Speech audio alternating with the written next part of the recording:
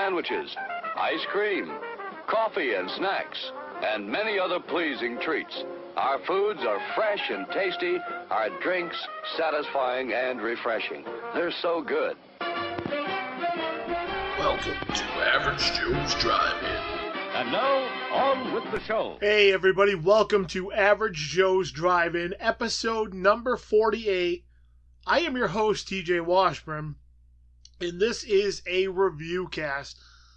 I have a lot to get to this on this episode. A little bit of a back catalog of stuff, and I dove into the VHS vault a lot this past week, so there's just a pile of stuff to talk to. But before we get into that, I wanted to talk to you guys a little bit about, I will be doing a each month. I've talked about this a little bit before, but each month my friend Pete is going to be coming on, and we're going to be picking a random movie related topic to talk about. And these are going to be special episodes once a month, maybe even every other month, depending on schedules. And what we're going to do is pick a topic, talk about it, in depth, kind of review some different movies, and each give our thoughts on it. So these episodes might be 40 minutes long. They could be 3 hours long. Who the hell knows? But I'm just going to kind of go with it. And we're going to see how everything works out. And I'm pretty excited to get started on that. We are going to be recording the first episode this week, and I'm excited to tell you guys that it's going to be about Cannon films. We're going to talk, about some of our Cannon film favorites, give you a little information that we found, online and stuff about Cannon films, some backstory and just stuff like that. So it should be a really, really interesting episode. Anyway, so yeah, and I believe I will be releasing that episode either Thursday or Friday. I'm not 100% sure yet, but so that at least gives you an idea. Anyway, I'm rambling, sorry. So yeah, let's get into the reviews anyway. So first up for me is one that I stumbled across on Amazon, and I'd never heard of it, and I watched it, and that is 2006's The Monster of Phantom Lake.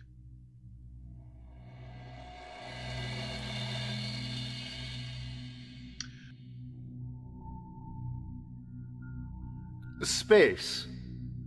The great mystery.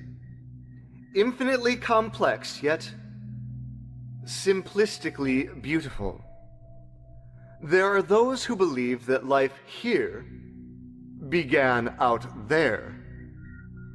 Perhaps they were right.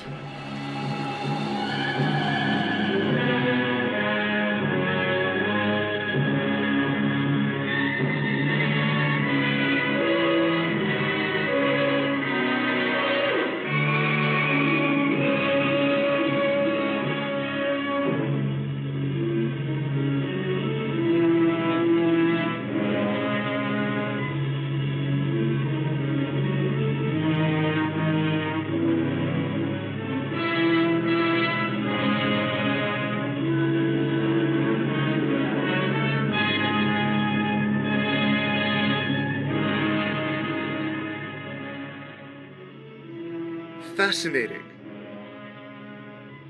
Truly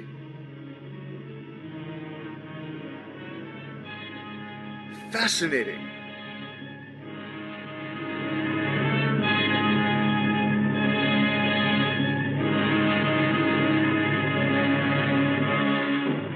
This film was directed by Christopher R. Mihm, has a runtime of 97 minutes. It's not rated. Stars Josh Craig, Leah Horton, and Deanne McDonald. I watched this on Amazon Prime. The synopsis. A faithful reimagining of 50s Cold War era B-grade drive-in horror movies. The Monster of Phantom Lake follows proud scientist Professor Jackson, his graduate student, and 5 swell teenagers as they discover the terrifying effects of atomic waste in the form of a horribly mutated shell-shocked World War II soldier, Lake Algae Monster. Again, this is one of those random movies I stumbled across a few weeks ago and added to my queue on Amazon. The description really sold me on giving it a shot, as I'm a fan of cheesy monster and sci-fi movies from the 50s. They're also the types of film I have to be in the right mood to watch, though, so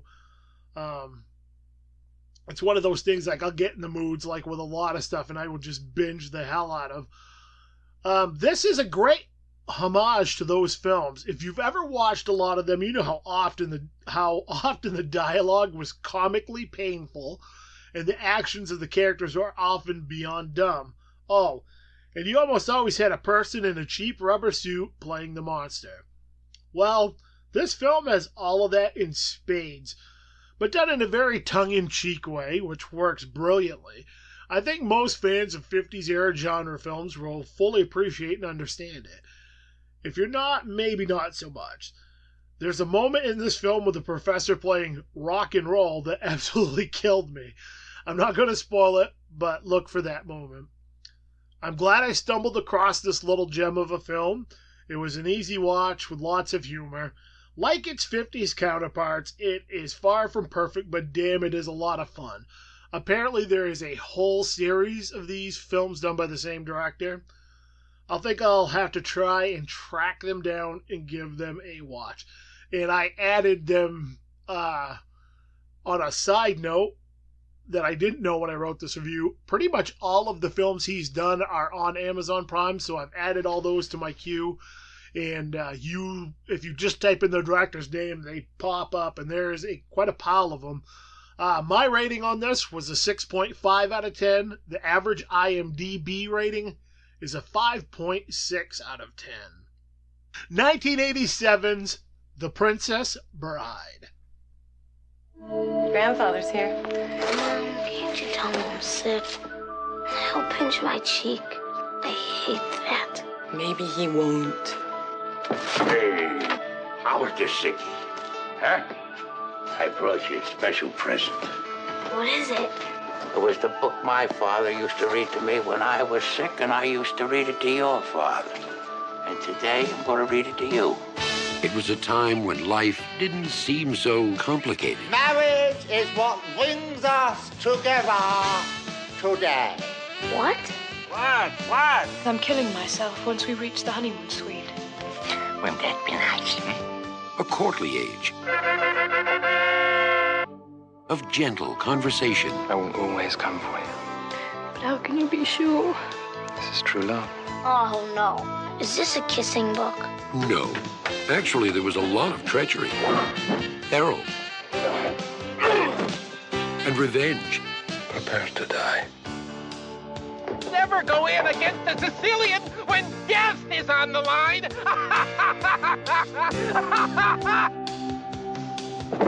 There were affairs of state. And I've got my country's 500th anniversary to plan, my wedding to arrange, my wife to murder, and Gilda to frame for it. I'm swamped. And affairs of the heart. My Wesley will always come for me. Your Wesley is dead. I've seen worse. Bye-bye, boys. Have fun storming the castle. It's more than turning. What's the difference? We've got him. Think it'll work? It would take a miracle. Goodbye. It's a story of love. A tale of adventure. It's as real as the feelings you feel. They're kissing again. Someday you may not mind so much. The Princess Bride. Not just your basic, average, everyday, ordinary, run-of-the-mill, ho-hum fairy tale.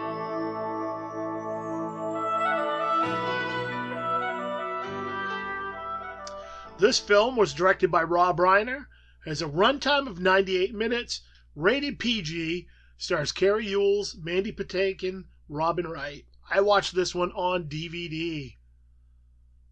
Synopsis. A fairy tale adventure about a beautiful young woman and her one true love. He must find her after a long separation and save her. They must battle the evils of the mythical kingdom of Florin to be reunited with each other. This is based on the William Goldman novel, The Princess Bride, which earned its own loyal audience. This was one of the films that was brought up on the Average Joe's Drive-In romantic movies for people who hate romance movies Valentine's Day special. The ensuing discussion made me want to break the film out and watch it. It was about time for my yearly viewing anyway. There's a lot to be said about a film that's 30 years old, that you've seen dozens of times and still laugh your ass off at certain parts. My viewing of this film proved this film is one of those rare films that are few and far between. It's a mismatch of genres, there's a little something for everyone, and I think that's what makes it so endearing and enduring. The actors' performances are excellent, and their characters stay with you long after you've watched the film. There's endless quotes and moments I still hear recited by people today, especially those in my age group. A film the whole family can watch and everyone will get something different out of it. It's a fantastic film from start to finish, and right up there is one of my all-time favorite films. My rating on this is a 9 out of 10. The average IMDb rating is an 8.1 out of 10. Up next, I got into a little bit of a John Carpenter kick. So I watched a couple of Carpenter films. I was going to go really overboard with it, but I stopped at 2 for right now. You know, it happens with Carpenter because he is hands down pretty much my favorite director. So one of the 2 that I watched was 1988's They Live.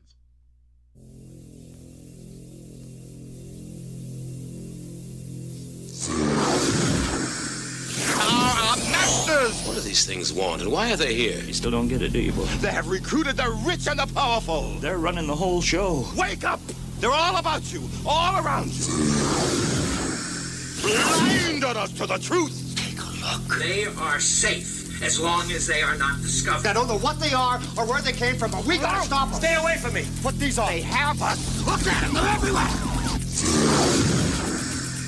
Our owner. We have no other choice. I don't like this one bit. Leave it alone, man. It ain't none of my business. Ain't none of yours. We have been lulled into a trance. Listen to what I'm saying to you. We're in trouble. The whole world's in trouble. Control us. You're sending some kind of signals on TV sets. I've got one that can see. Mama don't like tattletale. Now we start spilling some blood. Let's go. Push a button. I have come here to chew bubblegum and kick. And I'm all out of bubblegum.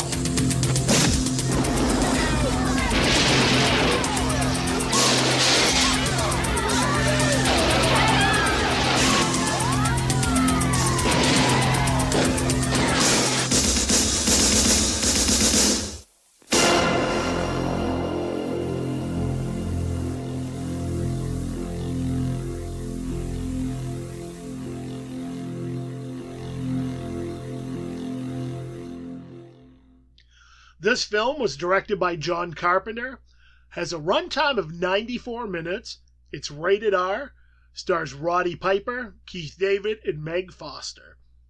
I watched this one on Blu-ray. Synopsis: Nada, a wanderer without meaning in his life, discovers a pair of sunglasses capable of showing the world the way it truly is. As he walks the streets of Los Angeles, Nada notices that both the media and the government are comprised of subliminal messages meant to keep the population subdued, and that most of the social elite are skull-faced aliens bent on world domination. With this shocking discovery, Nada fights to free humanity from the mind-controlling aliens. They Live is one of my all-time favorite John Carpenter films. I've been obsessed with this film since I first saw it back in the early 90s. I didn't even know who John Carpenter was. I just knew it had Roddy Piper in it, and he was one of my favorite wrestlers at the time. Hell, I loved it so much I even wrote a song about it for a solo music project I worked on. But, like a lot of awesome films you watch over and over again, sometimes you end up taking an extended break from viewing them. I find I do that more often as I get older. With that in mind, I hadn't watched They Live in probably 2 or 3 years, maybe a little longer. I don't often repurchase films I already have in my collection unless there's something special. I've decided to make an exception to this rule for the John Carpenter collection. This time I'm going all out in purchasing the steelbook versions of his films that Shout Factory's been releasing. If I'm going to get them in a new format, I might as well make it special. I've purchased The Fog, Escape from New York, and They Live so far, and will be picking up Prince of Darkness and Assault on Precinct 13 when they're released in March. I honestly don't mind spending a few extra dollars on these, for the simple fact Shout Factory does an amazing job with these films. They're usually loaded with great extras, and the restored versions of the films look amazing. Not to mention, they always do up some very cool new art for the steelbook editions. One thing I've always found so endearing about Carpenter's films is the way he tells a story. There's a different feel to his films compared to a lot of other directors. I'm not really sure what that is, but it's there. I think it's often the way he casts his films or the narratives to the stories and what they have to say. They Live is a prime example of one of those films. While the film at heart is a sci-fi film, it's more than that. It's a deep look into consumerism, wealth, and disparity. This film's now 30 years old, and it resonates just as much now as it did when it came out. Honestly, maybe even more so. It plants the seeds of why many people move along with a singular purpose and are motivated to be happy by consuming and having the best. It's not just a mindset, but an underlying signal that pushes the culture in that direction without them ever even being aware. You could argue, in many ways, the internet and modern reality show culture has accelerated that mindset even more by inundating the masses with constant access to those ideals.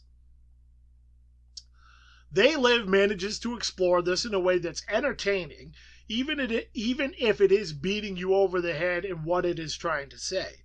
So often when a film tries to push a message, it comes across as being crass and elitist, like you're too stupid to figure it out on your own. So they decided they're going to pound you over the head with that message until you get it. That's not the case with this film. Carpenter manages to walk a fine line and keep it from delving into that territory. In my opinion, that's why this film still remains relevant 30 years later and still packs just as much of an entertainment punch as it did when it was released. It's truly a film that's held up over time for those very reasons.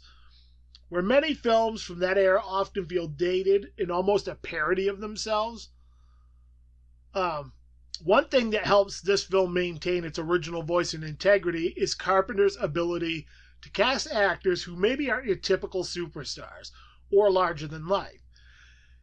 He's great at capturing the essence of the everyday person in his characters, and Roddy Piper was the perfect choice for Nada, much like Jamie Lee Curtis was perfect in Halloween or Kurt Russell in The Thing.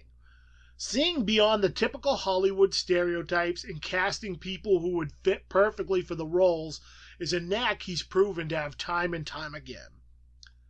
Once again, Shout Factory knocked it out of the park with this release. The transfer's crisp, the sound's on point, and the packaging looks great. The only area I felt a little disappointed with was the bonus features. While the stuff they have on here is great and gives a deeper look into the film, I felt a lot of it was too short. I'll be honest, I'd like to have seen more added to it and possibly some longer behind-the-scenes interview-type segments. Still, if you're a fan of the film and love it as much as I do, this is worth picking up. I believe there's a non-steelbook version available that's basically the same thing and a little cheaper. Next time I give this a watch, I'm going to view it with the commentary track on and go even deeper into behind the scenes. My rating for this film is an 8.5 out of 10. The average IMDb rating is a 7.3 out of 10. So keeping on the Carpenter train, we are going to talk about 1981's Escape from New York. New York, 1997. The entire city is a walled maximum security prison. The bridges are mined. The rivers are patrolled. And the United States Police Force has everything under control, they think.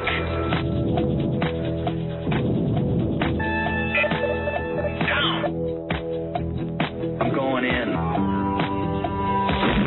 John Carpenter's Escape from New York, the high adventure of the future. One man must go in where no man has ever gotten out.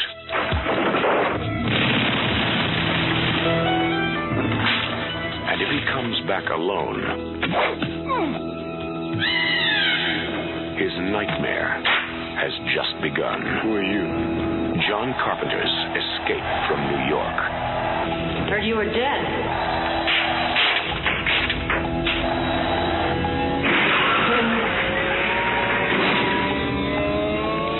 John Carpenter's Escape from New York, the greatest escape of them all, is about to blow the future apart. The film was directed by John Carpenter. Has a runtime of 99 minutes. It is rated R, stars Kurt Russell, Lee Von Cleef, and Ernest Borgnine. I watched this on Blu-ray. Synopsis.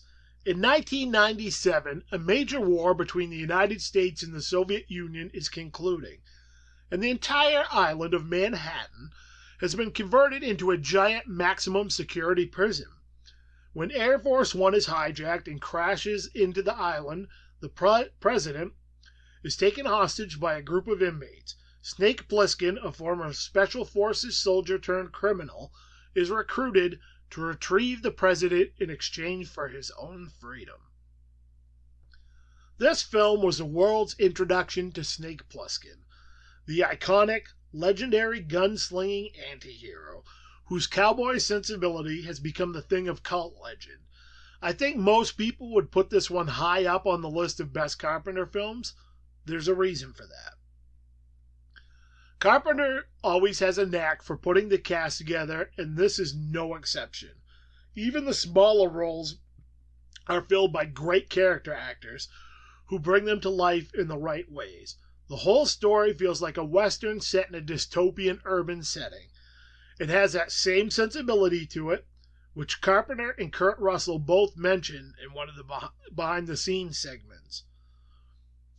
While the film is dark, there's plenty of trademark humor. Even though Snake's an asshole, I think a lot of people can relate to that character and his give-no-shit attitude. That's whether, you wish you could be like that and say the things he does, or just his attitude that he has about not giving a shit. The Shout Factory Scream Factory release looks fantastic. The sound is amazing. Let's not forget the phenomenal iconic score, which has never sounded better. There's an entire disc of extras to take you deeper into the world. I especially like the segment on how they did the effects and created the look of the film. It was a very interesting look into what it took to give the film the dystopian ruin feel it had. Again, this is another one I'm very much looking forward to watching with the commentary track on. A must-own for any die-hard Carpenter fan. My rating on this is an 8 out of 10. The average IMDb rating is a 7.2 out of 10.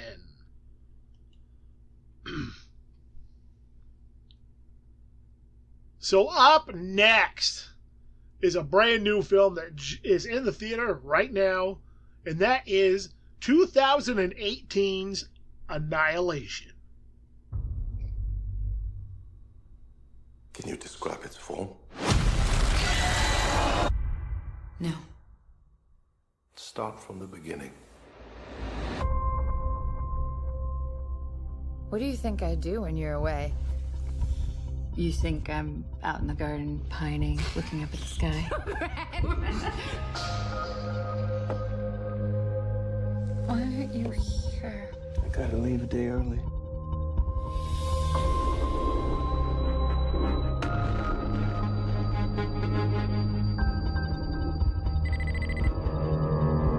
Your husband's here.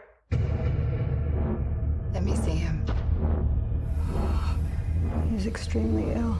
You have to tell me where he was, what he was doing. It was his decision to go in. It's something they termed the Shimmer. We've sent in drones and teams of people, but nothing comes back. But something has. You're a biologist. You served in the military. If I knew what happened, I could save his life. The boundary's getting bigger, it's expanding. We're talking cities, states. You need to know what's inside. So do I. It's beautiful. Check this out. It's like they're stuck in a continuous mutation. Anything interesting in there? No. Sharks have teeth like that. It's not possible. You can't crossbreed different species. What is it? The soldiers on the last expedition. They went crazy, or something in here killed them. Something's come through the fence. Through the fence? We have to go back. I can't go back. We can camp here tonight.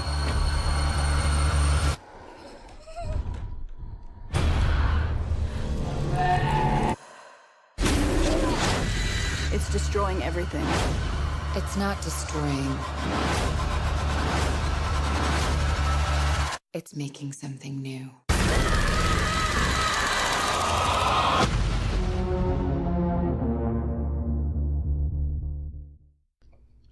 The film was directed by Alex Garland, has a runtime of 115 minutes, rated R, stars Natalie Portman, Jennifer Jason Leigh, and Tessa Thompson. I watched this in the theater.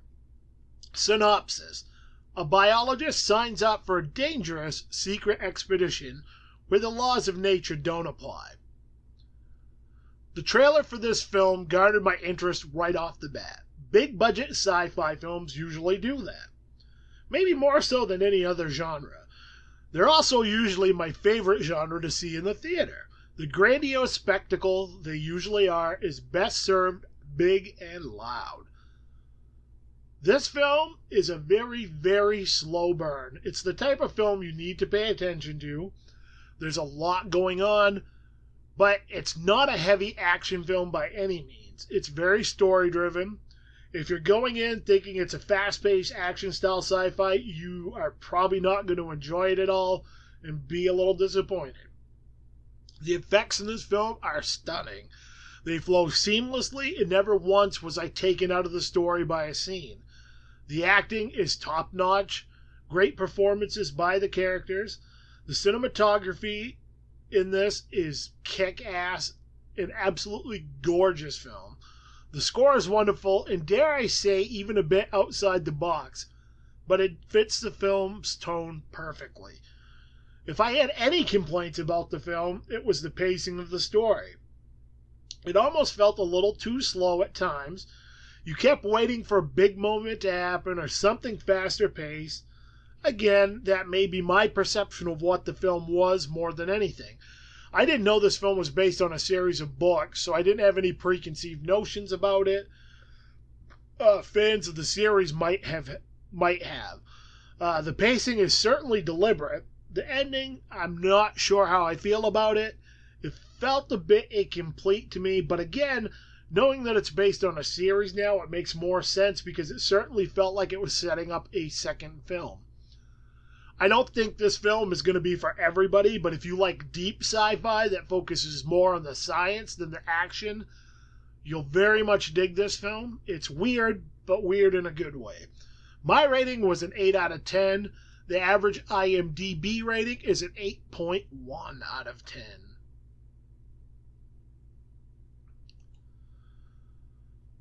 Up next. This isn't really so much a review of the movie, but a review of the new Criterion edition of 1968's Night of the Living Dead.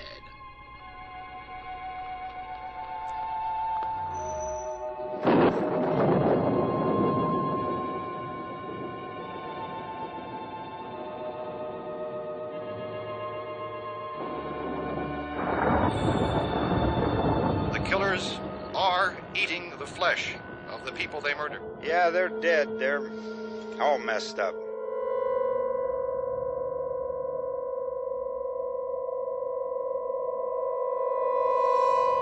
Probably be a lot more of them as soon as they find out about us.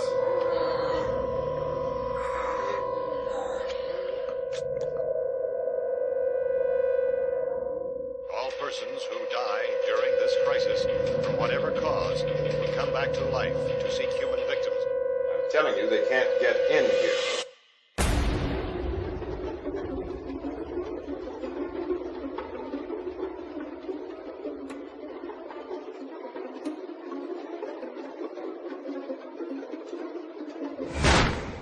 They're coming to get you, Barbara.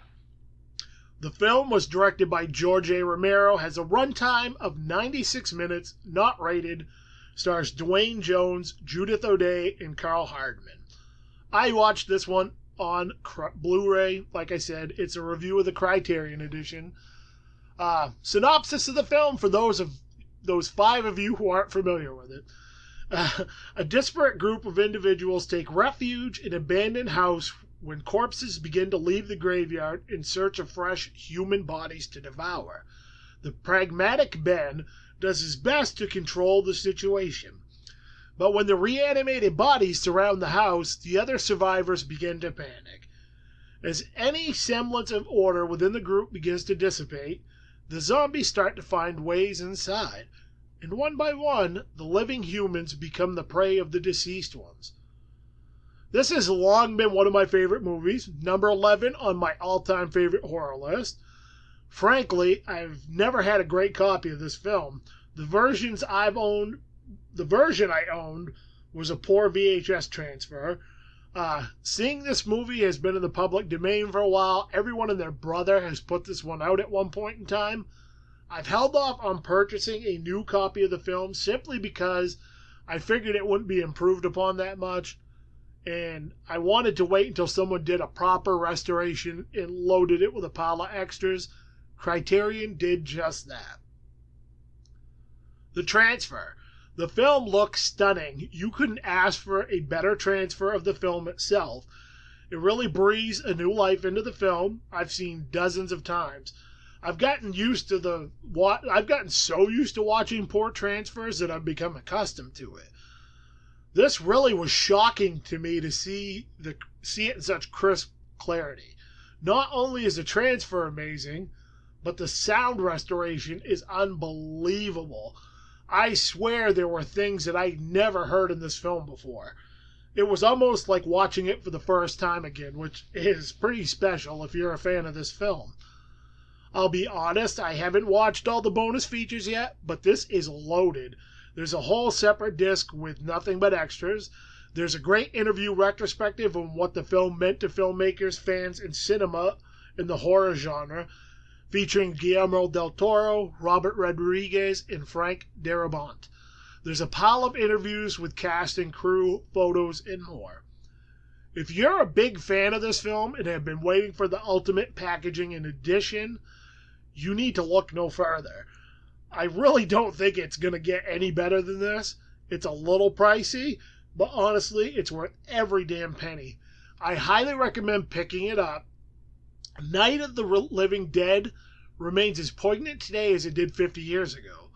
That is a true testament to the lasting power of this film.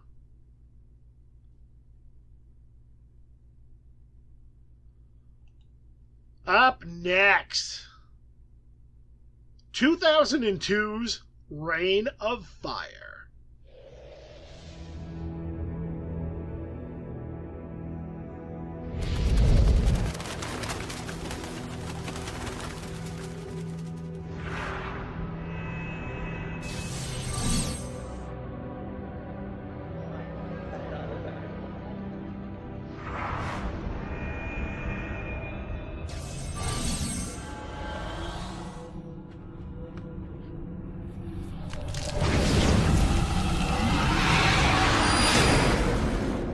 Creature has been awakened that has lain dormant for millions of years. A species species, older than the dinosaurs, and more terrifying than anything we could have imagined. How did they go from 1 to 1 million in less than a year? Highly evolved. They have great vision in the day. They have even better vision at night. Extremely intelligent. He's playing hide and seek. More like cat and mouse. Unbelievably powerful. 2 glands in the mouth secrete separate chemicals. Combine an exhalation, nitrile napalm. Good luck. Now, one will protect them. We have to hang on, work together. And one will lead them. There's nothing magical about it. They're made of flesh and blood. You take out their heart, you bring down the beast. We found out where they started. We're going to London. Vertical one up. The plan is set. 1,600 yards, closing fast. The arsenal has been assembled. Get ready to rock and roll. Each other! And they've got one chance to take back their world. Matthew McConaughey, Christian Bale. Reign of Fire.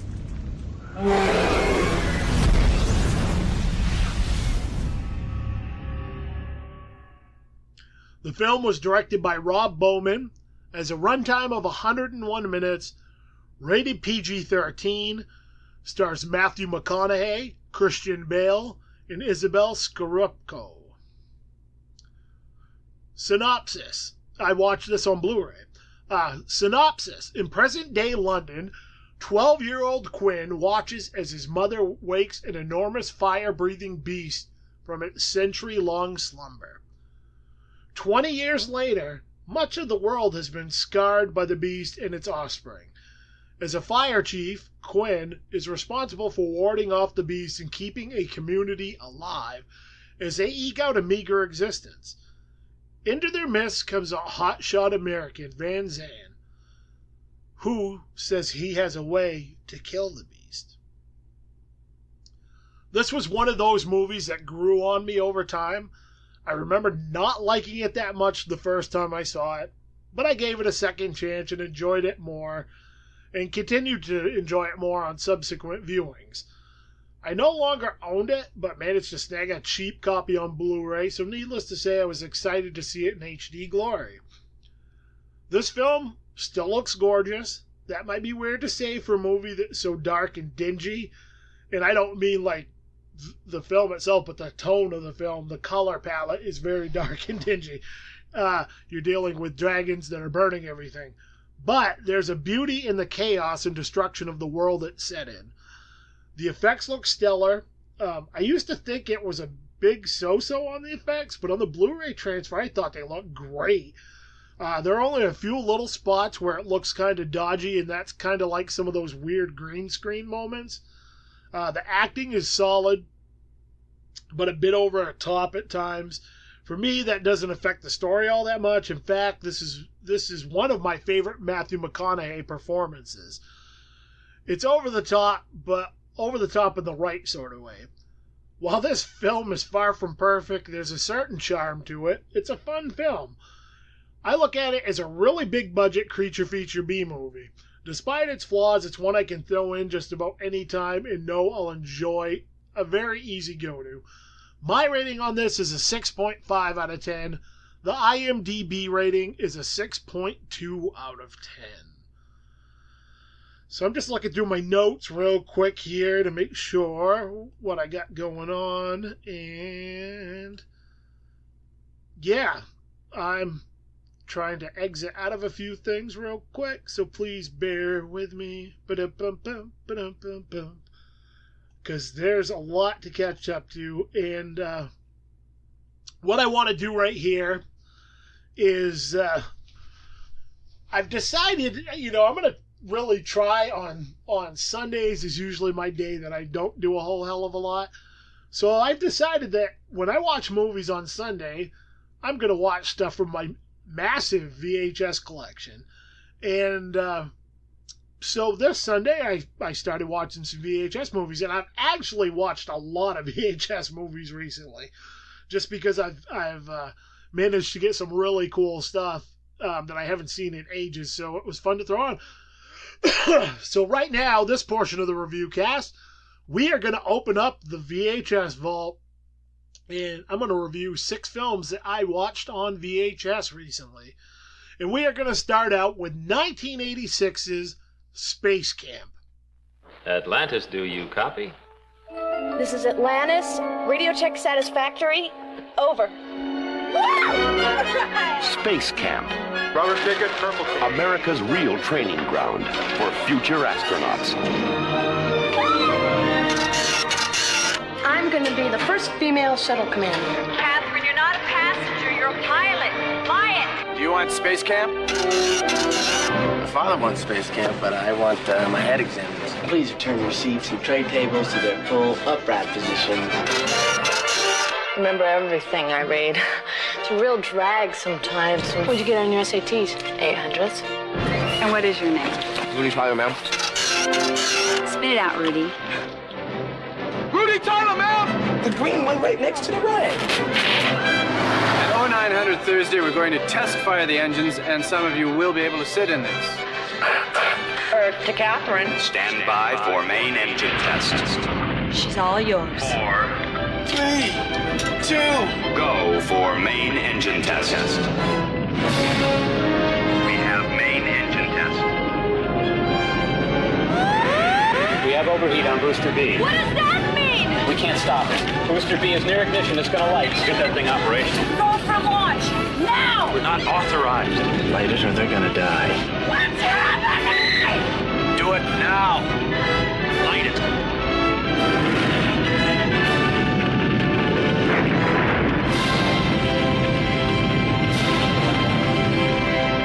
An impossible mistake launched them into space. The adventure of their lives will be getting back home. Space Camp.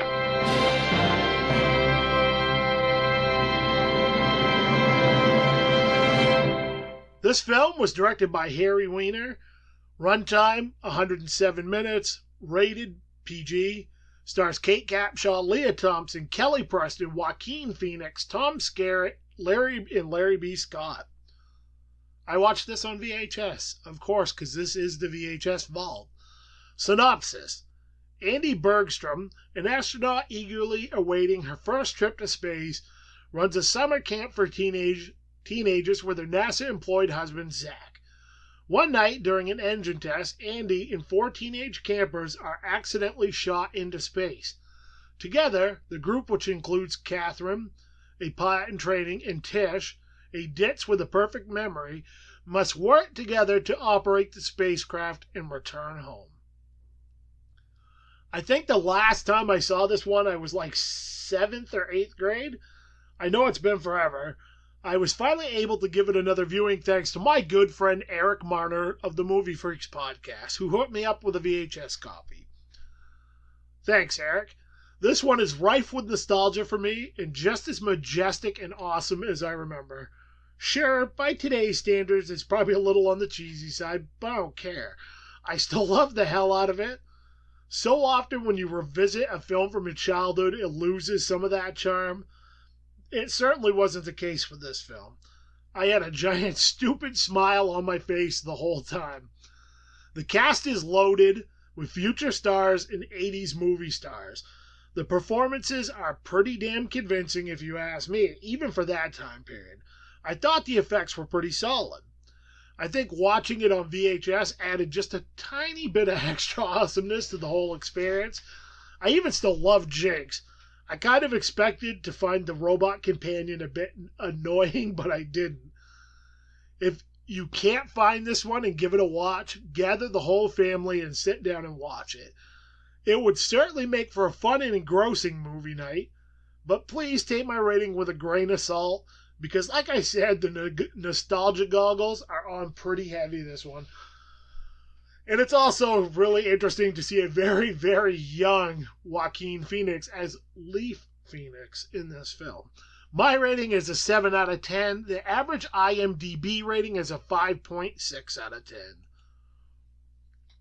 Up next, 1987's Steel Dawn.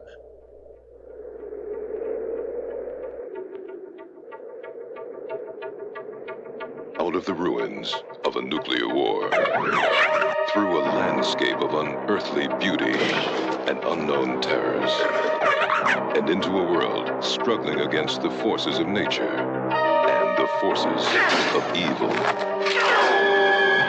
I am the authority in this valley. A legend is born.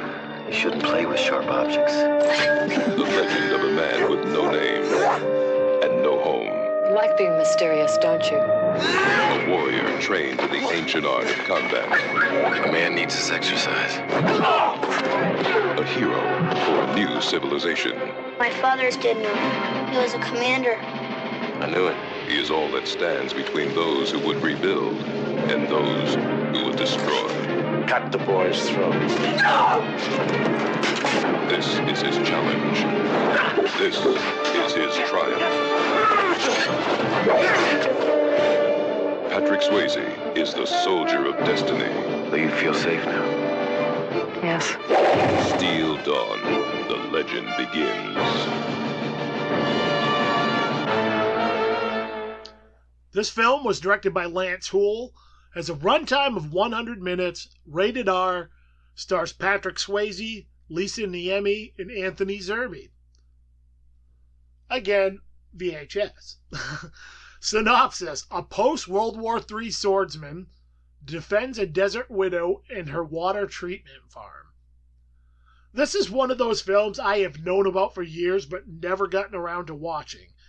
It's weird because I always thought it could be interesting, but it was also from that time where there was a pile of low-budget post-apocalypse films, and most of them were less than great.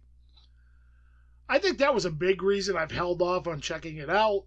While I hoped it would be decent, I expected more of the same. I finally decided what the hell and threw it in.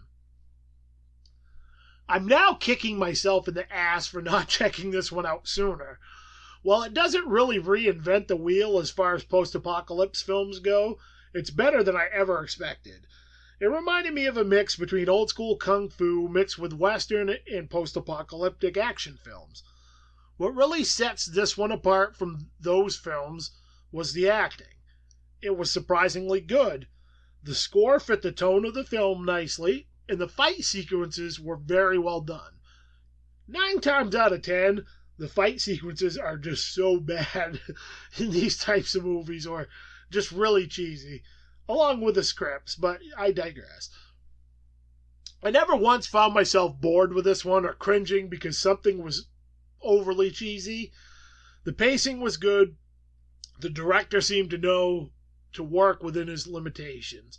Sure, there's a few corny things about it, but what post-apocalypse film from that era doesn't have at least a few of those moments? There's really nothing about this one that I flat out disliked. If you're a fan of these types of films, I highly recommend giving it a watch. My rating was a 7 out of 10. The average IMDb rating is a 5 out of 10.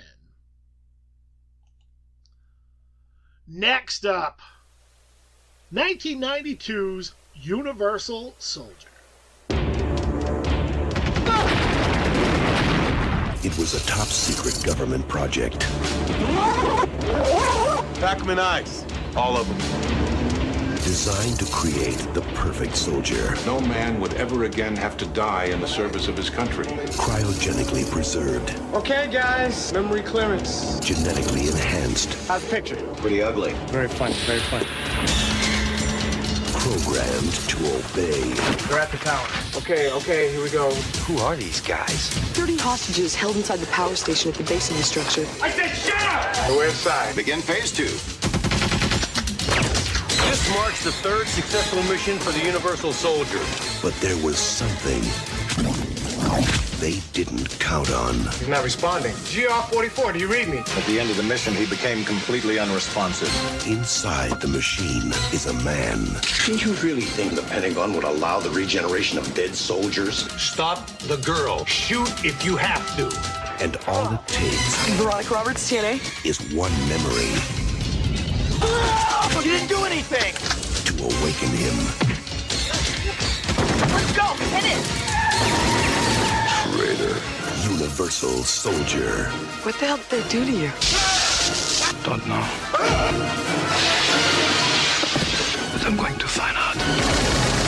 One can't be controlled. Buckle up. The other cannot be stopped. This mission has been canceled. I'm giving the orders from now on. I'm gonna teach them all. Are we having fun yet? The ultimate weapons of the future have declared war on each other. Jean-Claude Van Damme, Dolph Lundgren. Universal Soldier. Stop, that is an order. This film was directed by Roland Emmerich, has a runtime of 102 minutes, rated R, stars Jean-Claude Van Damme, Dolph Lundgren, and Ali Walker. Again, VHS. Synopsis. During the Vietnam War, soldier Luke Devereaux finds that his superior officer, Andrew Scott, has turned violently deranged, and the two fight to the death. After their bodies are retrieved, they are placed into a secret program in which they are reanimated and trained to become unquestioning killing machines. While Devereaux and Scott initially have no memory of their former lives, glimpses of the past start to return, rekindling their intense conflict. I can't remember the last time I viewed this. I know it's been a long time, but that's it. Even with the backlog of new movies I have to get to, I was in the mood for something I hadn't seen in a while. I wanted action, but nothing serious, and as I glanced over my film library, Universal Soldier jumped out at me. It was time to get reacquainted. While this film is still very enjoyable, I don't think I love it anywhere near as much as I once did. It has some really cool moments, but when it boils right down to it, there's a lot about it that doesn't make a whole lot of sense. Not that it really matters in the long run, but still, it brought up questions. There's a weird paradox with this film. It feels both too slow and too fast, all at the same time. Now I know what you're thinking, so let me explain. There's several parts where it feels like there was a ton of filler thrown in to fluff up the runtime. Most every movie has that to some degree, but those really didn't serve much of a purpose. When we finally do get to the end, it feels like it goes entirely too fast. It happens and it's over. I would have liked the end to be drawn out a little bit more with Luke's family. Maybe it would have made you care a bit more about him and the peril they're put in. Instead, we only get what feels like a brief moment with him, and that opportunity's lost. Overall, it's still an enjoyable film, but it's very unbalanced. How this ever spawned half a dozen sequels, I have no idea. I've only watched one of them, and if I remember right, it was so bad I couldn't even finish it. I'm now almost tempted to watch one or two out of morbid curiosity.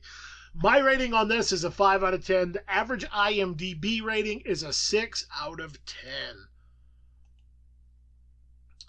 Up next, 1998's A Bug's Life.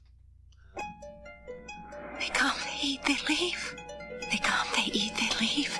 They come, they eat, they leave.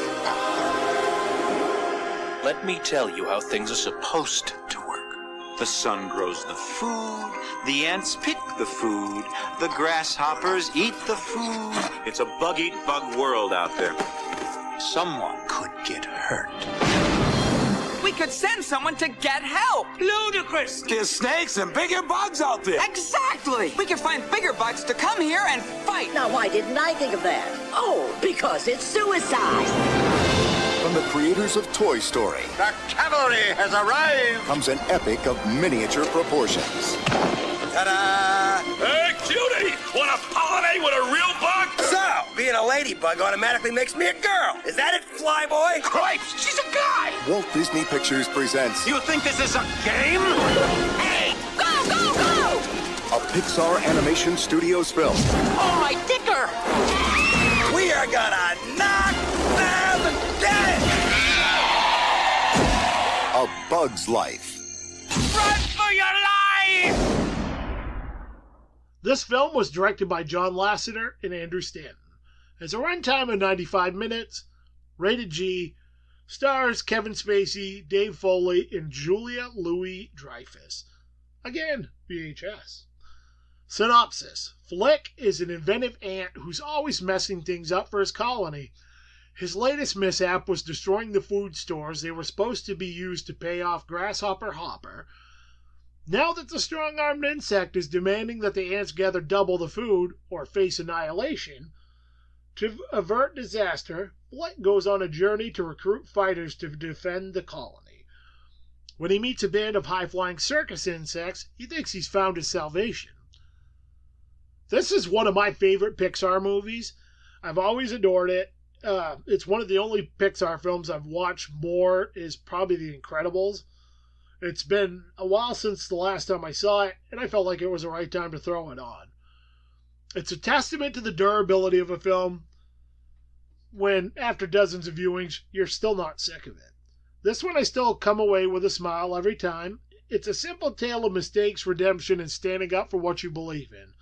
It's a very rudimentary story at its core, but that's why it works so well. I've never understood why this one isn't more popular amongst the Pixar films. In fact, it's probably one of the lower rated films they've put out. I think I once heard this was the film that almost sunk Pixar, and I just don't get that. But hey, that's me. The voice acting's great. I love the animation, and the score fits perfectly. A Bug's Life is a great film the whole family can enjoy, and if you haven't seen this one in a while, or, kind of fell into the trap of whatever, give it a rewatch. It's a great film. My rating is an 8.5 out of 10. The average IMDb rating is a 7.2 out of 10.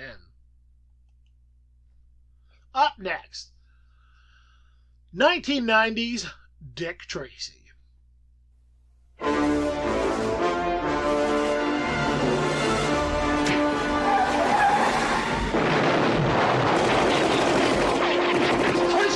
Tracy! It's like he's reading my mind. Extra, extra! Tracy battles Bob! I'm taking this bum out of the headlines. I'm rubbing him out. Hey, Tracy, watch out! Leave Dick Tracy to me. I say we kill Tracy now. You challenge me, we all go down! Are you gonna arrest me? I want to know who killed Lips Manless. Not the bad, big boy, not the bad! I know, and I'm gonna miss you, but all's fair in love and business. Whose side are you on? The side I'm always on. Mine. What? What's the word out? This territory is my territory now.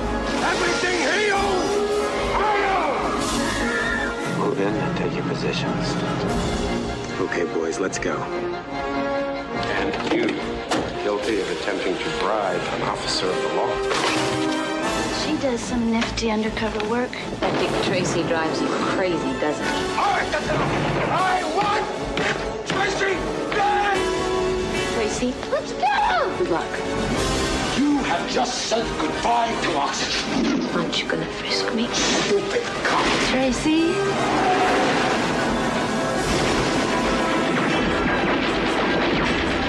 Warren Beatty is Dick Tracy.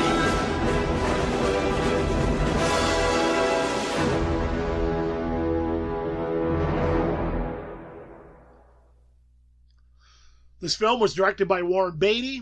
It has a runtime of 105 minutes, rated PG, stars Warren Beatty, Madonna, Al Pacino, and dozens of other named actors.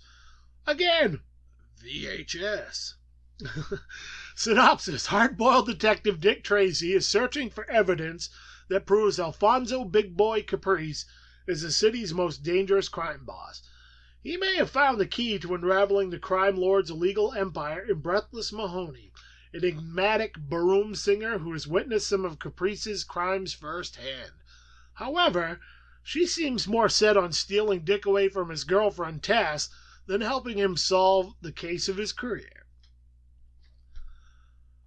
Again, as I mentioned earlier, I decided to make a day out of films I'd picked up and gotten around to watching it in my VHS collection. This would be my first viewing of the film in years. I saw it a few times when it first came out, and then once back in like the late 90s, early 2000s, but I hadn't seen it since then. I've always been very meh about this film, but I wanted to give it another go. First of all, it's amazing how a couple of decades can change your opinion on a film. I actually really enjoyed this one this time around. I never really hated it before, but I always thought it was kind of cheesy and goofy. This time around, that's precisely why I ended up enjoying it. It's so overboard and bonkers that it actually works. Everything about the film is dialed up to 11. The colors, the acting, the absurdity of the characters themselves.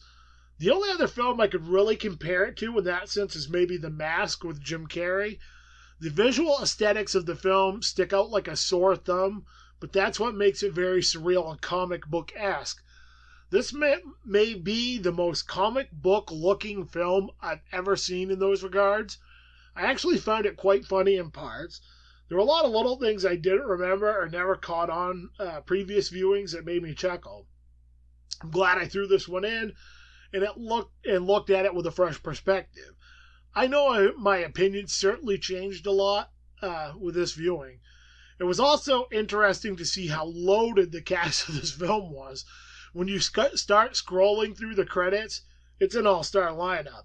Not that that guarantees a good film by any means, but it was certainly interesting to read all the names that were involved. My rating, 7 out of 10. The average IMDb rating is a 6.1 out of 10. And the last film for this review episode, and the last film in the VHS vault, 2001's Forsaken.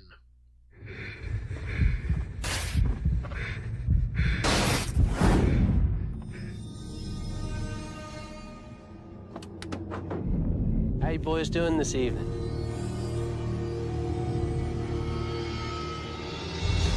What's your deal, man? What do you do? As little as possible. Hey, what about the future? I could be dead tomorrow. Take it easy. You're scaring her. Get the car. Look, man, I can't be getting involved. Get the car, Sean! What's going on in there? I need your help. What's happening to her? She's infected. Infected how? How much do you know about vampires? She must have bit me. Hey, this is all about survival of the fittest. You don't learn that and you are gonna die. Or worse. Sean! How'd you believe me? So, can you help us out? Come to daddy, boys! We kill the source of origin, and we kill the strain. We got company. This spring, the night has an appetite. Let's see what you got. Nick! I don't see.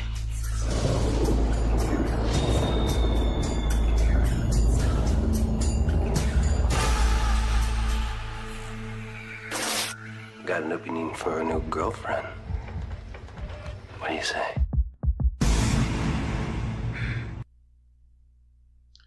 This film was directed by J.S. Cardone, has a runtime of 90 minutes, rated R, stars Kerr Smith, Brendan Furr, and Isabel Miko.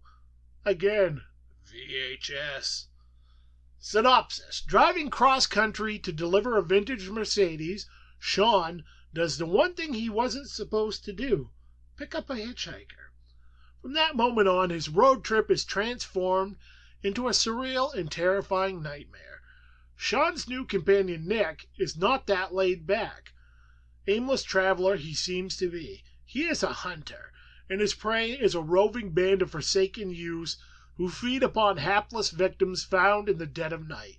In a word, vampires.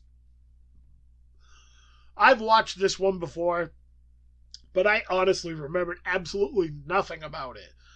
I couldn't even remember if I liked it or hated it. I snagged it at my usual haunt. I figured, hey, for 30 cents, what am I out?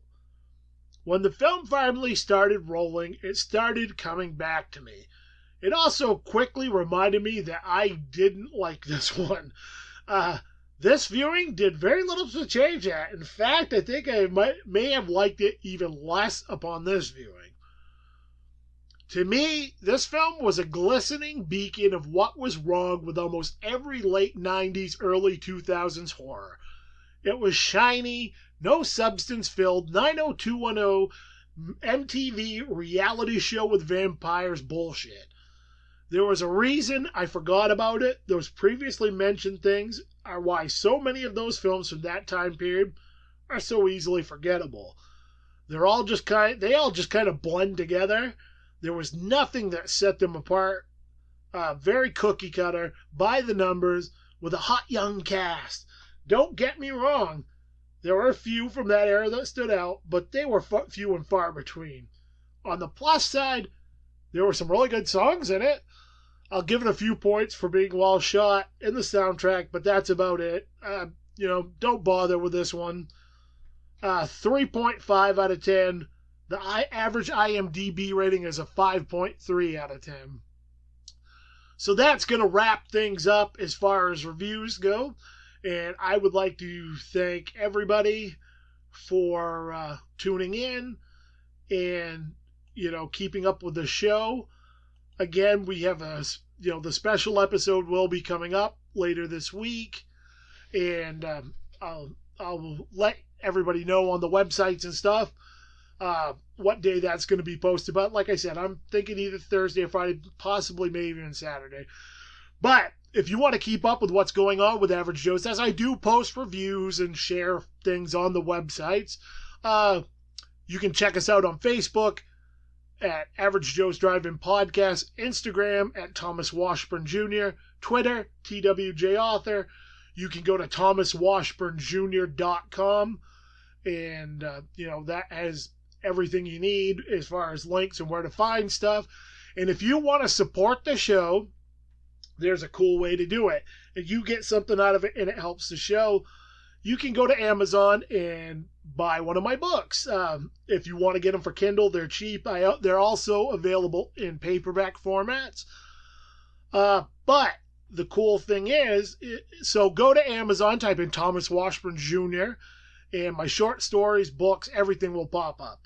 But if you have a Kindle Unlimited membership or an Amazon Prime membership, you can, read my books for free, and I get paid for it. So it helps me out. You get something for free. Maybe you'll like them. Maybe you'll enjoy them. Who knows? But it definitely helps me out, helps the show out, and you get something out of it, and you're not just giving me money. But if you want to donate money, shoot me a message. Anyway, thank you guys for listening to Average Joe's Drive-In. I am your host, TJ Washburn. And remember, kids, opinions are like assholes. Everybody's got one. It's intermission. Rise and stretch time. Time to refresh yourself and visit our snack bar. Got a yen for hot popcorn? Your favorite soft drinks are sparkling cold. The juicy Frank's sizzling hot. There's delicious coffee, freshly brewed, and all kinds of ice cream and candy to tempt you. Showtime will be announced loud and clear to get you back to your car in time. So stretch your legs. Come to the snack bar now.